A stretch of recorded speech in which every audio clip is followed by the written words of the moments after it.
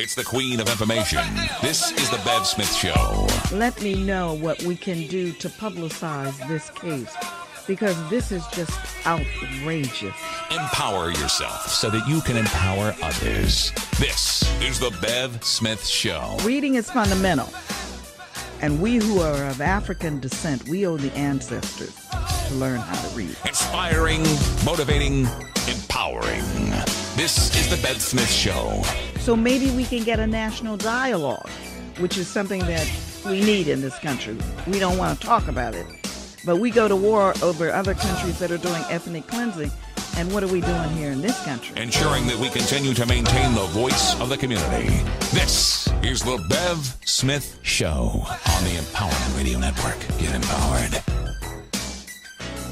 Well, hello there. How are you? How are you? How are you? Welcome to the Bev Smith Show. So much going on in our community. I want to tell you about a film.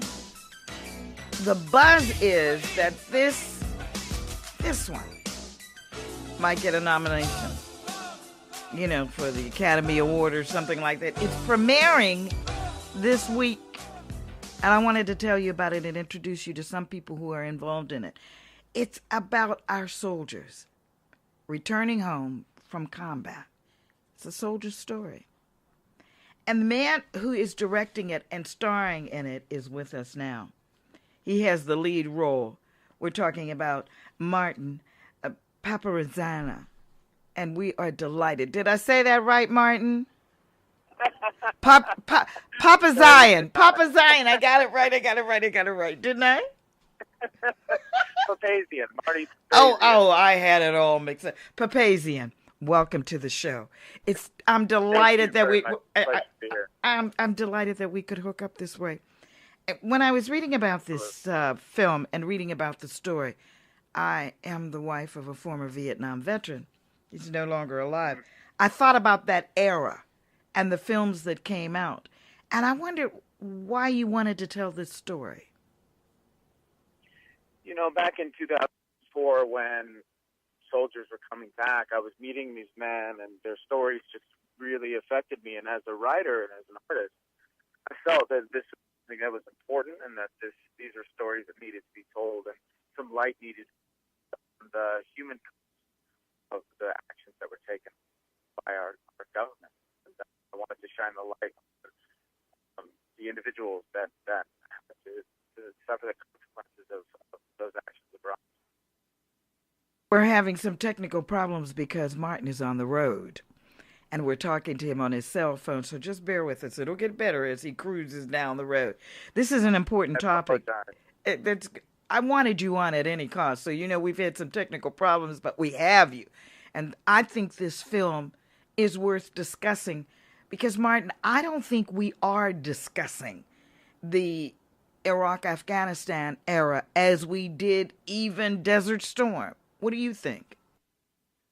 I agree. I think there's a certain indifference and apathy. This war has gone on for 10, 12 years now. There's soldiers fighting and dying today as we speak.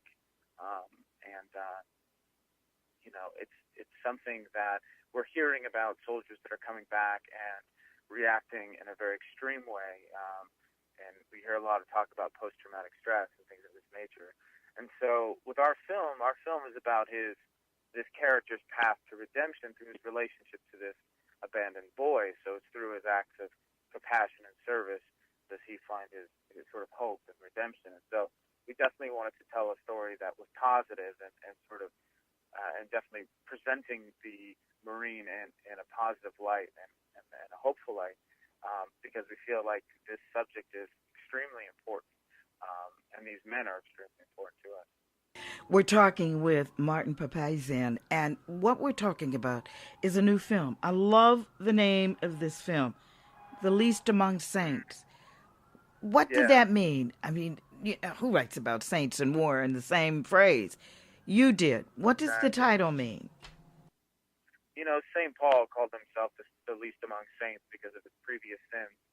And these men that I encountered, they fascinated me in the sense that they were warriors, and yet on the flip side of that, they were fathers and gentlemen and capable of such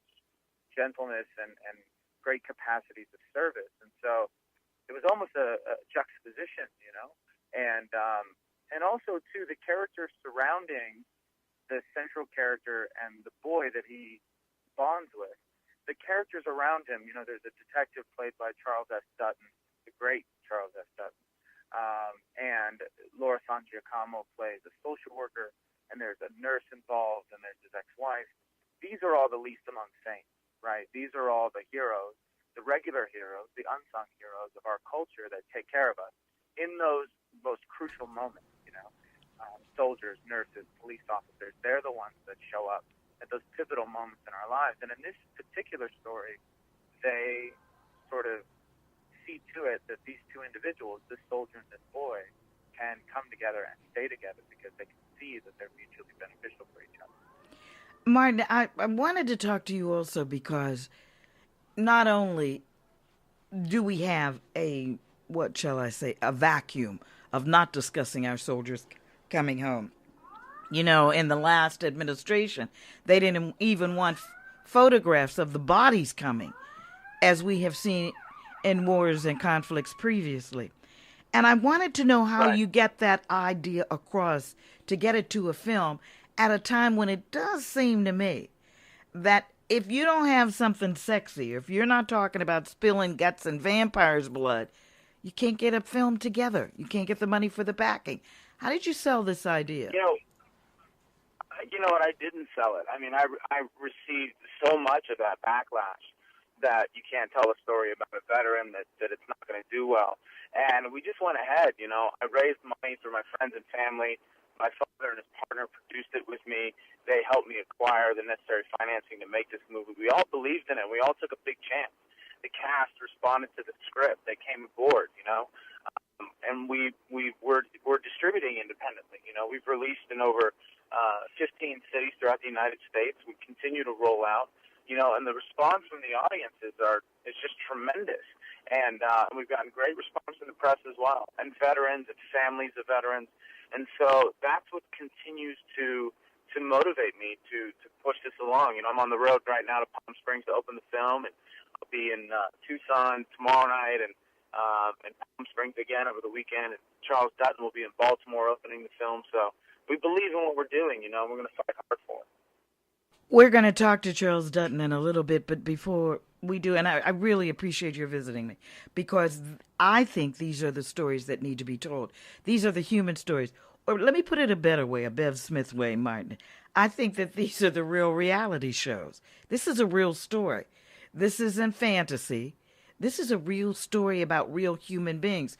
And perhaps if we look through the eyes of the lens of the camera and the pen on the paper that you wrote this with, perhaps if we look at that, we'll have a different view when we start talking in a debate about war and how we want to take guns and go into another country. You think? Absolutely. I mean, if anything, this is a cautionary tale. Because what I was most deeply affected by was after all the conversation and the political debates and all this nonsense, what's left at the end of the day are men and women who have to go thousands of miles away and fight and die for those decisions, and come home with the ramifications of having been at combat. And there's just not enough that's done to take care of these men and women. I must tell you this story. I was when I was doing our voices on BET and doing a talk show for NBC. I did a lot of work with soldiers as a Vietnam veteran's wife. I had a special interest in it, and we allowed our show to be used to raise money and blankets and things for the family members of the soldiers who were taken to Iraq and Afghanistan. And so I decided that I wanted to take some people over to the hospital, Walter Reed, that's supposed to be the haven for our soldiers. And when we walked out of there, Martin, I didn't have a dry eye. I cried because, and this is a true story, I've told this before on the air, because the soldiers were treated so poorly. And we were having suicides at Walter Reed Hospital.